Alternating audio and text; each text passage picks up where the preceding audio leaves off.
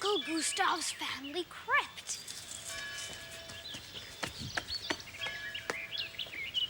Good thinking. Great way to keep out vampires.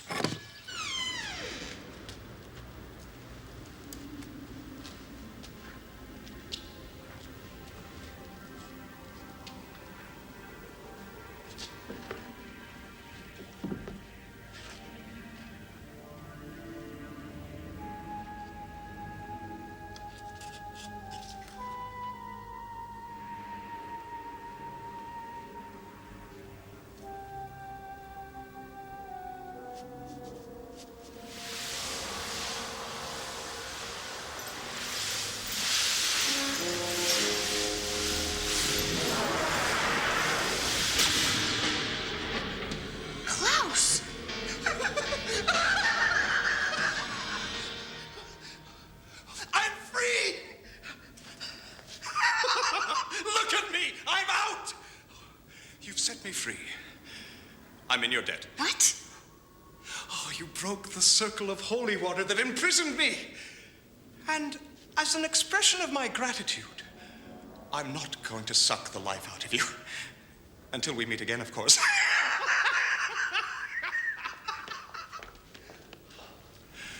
Oh, I shall do such things. What they are, yet I know not. But they shall be the terrors of the earth.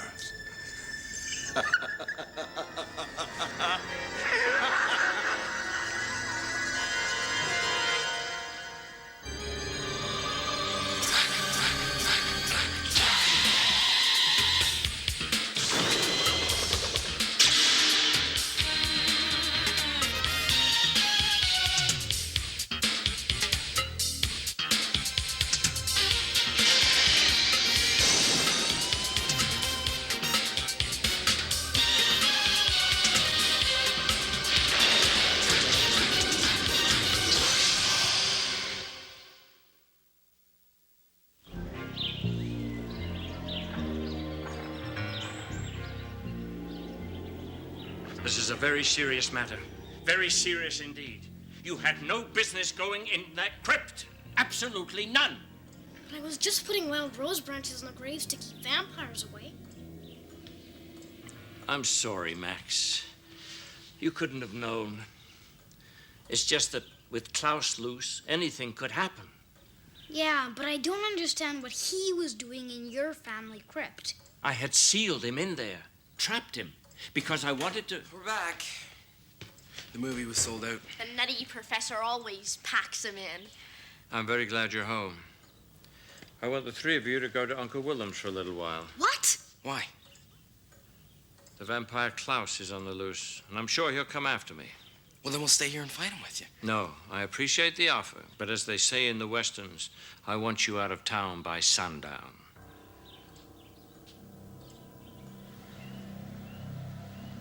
Ah, Sheikh Abu Salam, I am terribly sorry to hear about that fire in your oil fields. It must be costing you millions.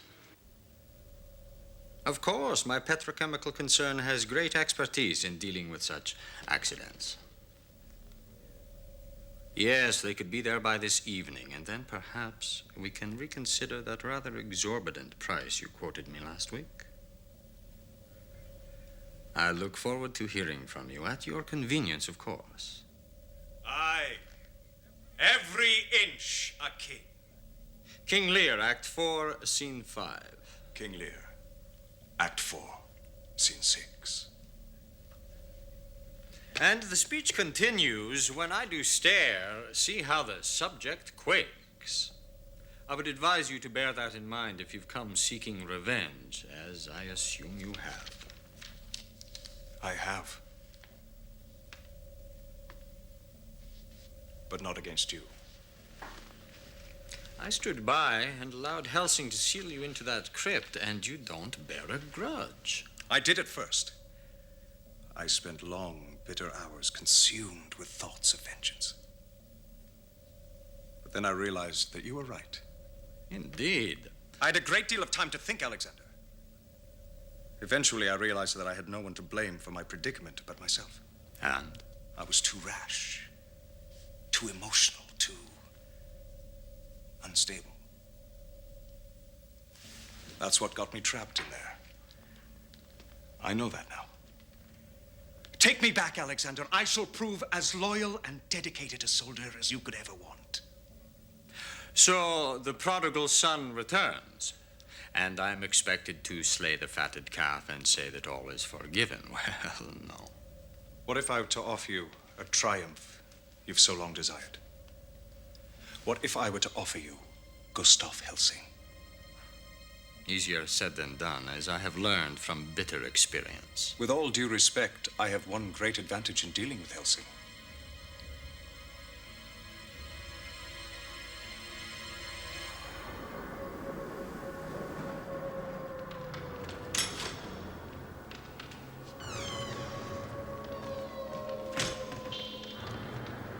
Klaus? Klaus? Are you here?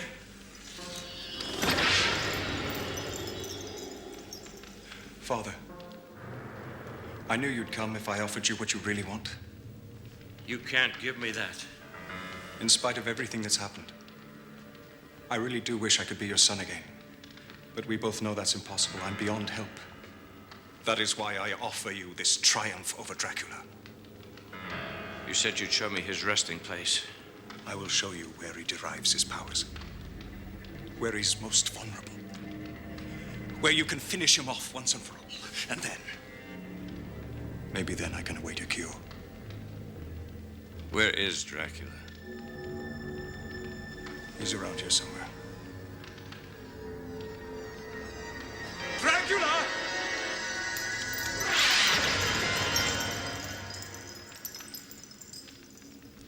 You bellowed? This gentleman was looking for you. So this was just a trick to lure me here. And not much of one, Helsing. I must say I'm disappointed in you. Your death is going to be almost anticlimactic. It will be hard for me to savor this ultimate triumph. But I suppose I'll manage. Well done, Klaus. Thank you. It was embarrassingly easy, really. Yes. Perhaps old Gustav is growing a bit simple. Perhaps he is. But then I'd say the same thing applies to you. I beg your pardon? Oh, haven't I made myself clear? Please, let me explain. This deliciously small bit of plastic explosive has enough power in it to destroy an entire wing of your castle. Pity about the furnishings, Alex. Now, let's set it for, say, 30 minutes? What foolishness is this? I could survive any explosion. True, true. However, I think you'll feel a little worse for wear around this. My God. That's the cross of Silesia.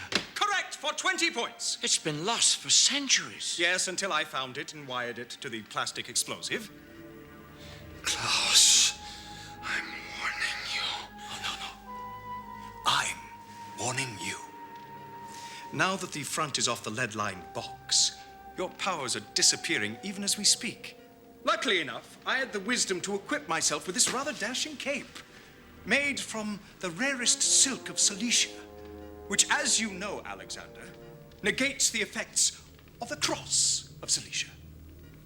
Stylish and functional. Unfortunately, Alexander, you haven't dressed for the occasion, so you'll be quite dead in, about 30 minutes. Well, now, isn't this a coincidence? It looks like you two will blink out of existence at precisely the same moment, leaving little not-so-old me to pick up the pieces. Well, I must be off. Oh, a couple of points. The room is sealed. There's no way out. The cross prevents Alexander from using his vampire powers, and Daddy can't touch the bomb, or it will go off early and make an awful mess. And of course, Alexander, don't go anywhere near the cross. It would kill you very quickly. Well, do enjoy your last moments together. Ta-da!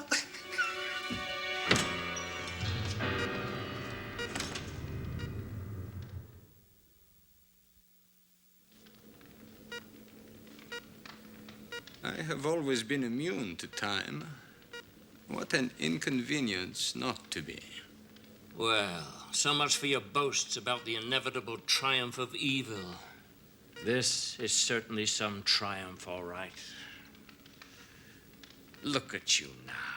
Locked up with an annoying and nattering old man, it is embarrassing, I admit it. Always so proud, so sure of yourself. I should think you would be too if you were me. I have lived in so many ages, seen so many things, and survived them all, including quite a few members of your clan. I used to drink with Shakespeare, you know. He told a good joke. He appreciated beautiful women. In fact, he was such a fine fellow, I never bit him. I've always thought he got some ideas from me, actually. For Richard III, I assume. I hope not. Richard is a rather mean sort of character, don't you think? A miscalculator. If you're in any play, it's Titus Andronicus. Well, that one does have a wonderful death speech. If one good deed in all my life I did, I do repent it from my very soul. Now, Helsing, and that one does ring true. And in the end, all that your evil accomplished was to bring you here. Your straight and narrow path has brought you to exactly the same end as my evil one. After all, what are good and evil? Two sides of a coin, energy and matter, time and space. It's all the same in the end. Nonsense. You offer only darkness to the world. I pursue hope, belief. Belief! Please. This is not a century for belief. That's what makes things so easy for me. No one believes I could exist. You know, Helsing, when Bram Stoker wrote that novel about me, I thought I was through, exposed.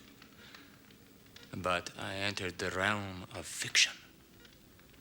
And then all those movies. I still say Olivier was right for the part, or George Raft at the very least. But then, people might have been ready to believe in me. As it was, I became a figure of fun. It was humiliating at first, and then I realized it is ideal for someone of my ambitions not to be taken seriously. Although, it seems I should have taken Klaus more seriously. What if Uncle Wilhelm notices we're gone? No way. The hide a dummy under the covers trick always works. How do you know? I've led a secret life. Uncle Gustav, we come back to help you. Yeah, somebody's gonna... Uncle Gustav? He's not here? The first place Klaus would go once he got out is the castle. Yeah, and Uncle Gustav would follow him there. We can't let him face this alone. Let's go.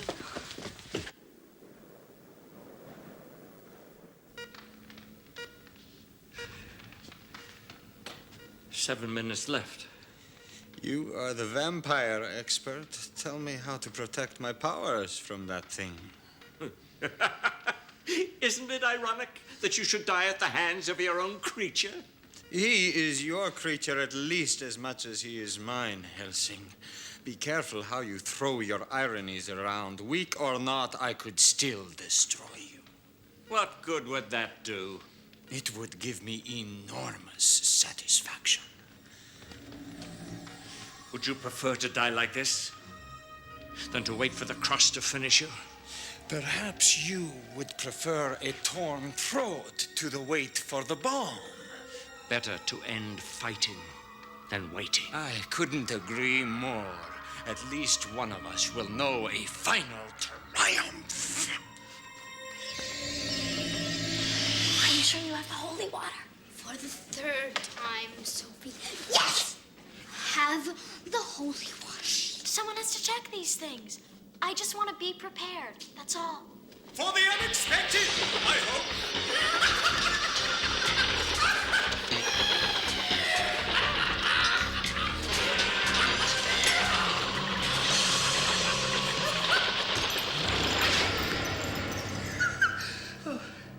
Perhaps I should go tell my friends that the cavalry has arrived.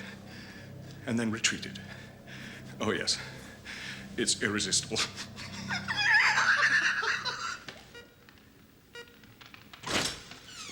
Oh, gentlemen. Gentlemen, I thought I'd just tell you that the children were here, and I tore their throats out. Oh, now, you only have a few minutes left. You're not going to waste them playing hide and seek. Answer me!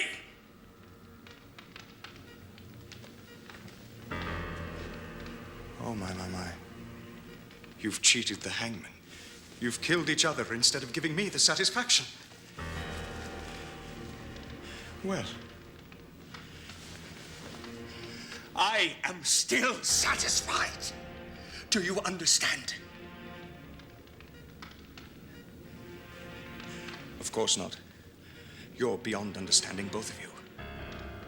But you make a fine group portrait nonetheless. My two fathers. What a good title for a TV show.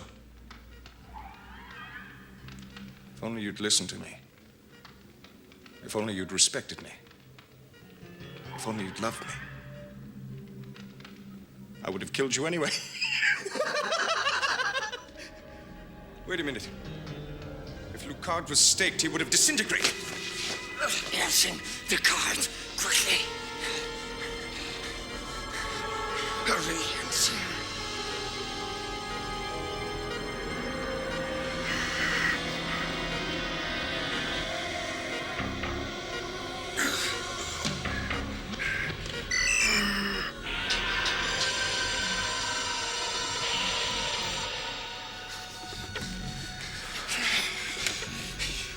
Thank you, Klaus, for making that one supremely stupid mistake we both knew you would make. You never could resist the chance to watch your victims dangle. And so, even in my weakened condition, I was able to plant that temptation in your mind.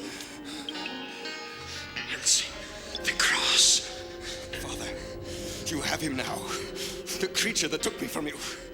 This is how I wanted it. Kill him. Helsing, we were partners.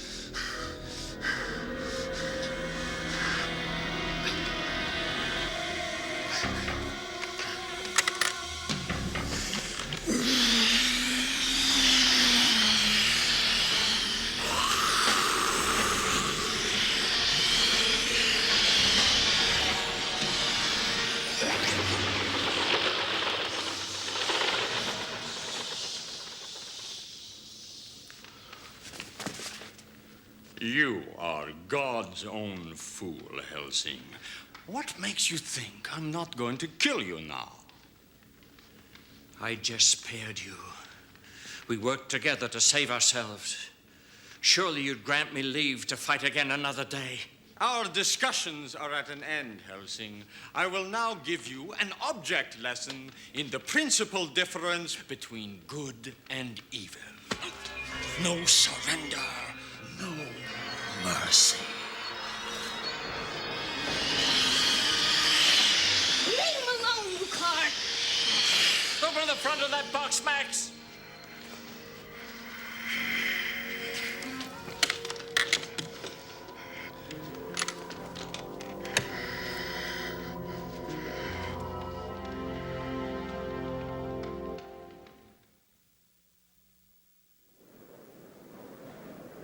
Another principal difference between good and evil, Lucard.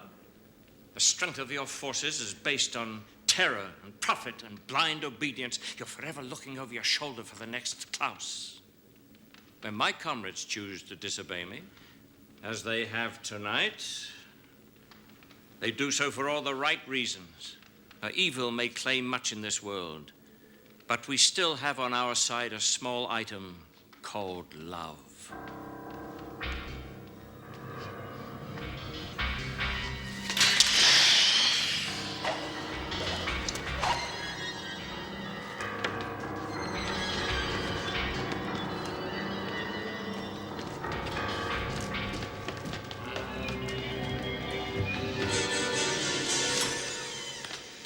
He has no powers in the presence of this cross. That was his only escape. Whoa. Now this thing could come in handy.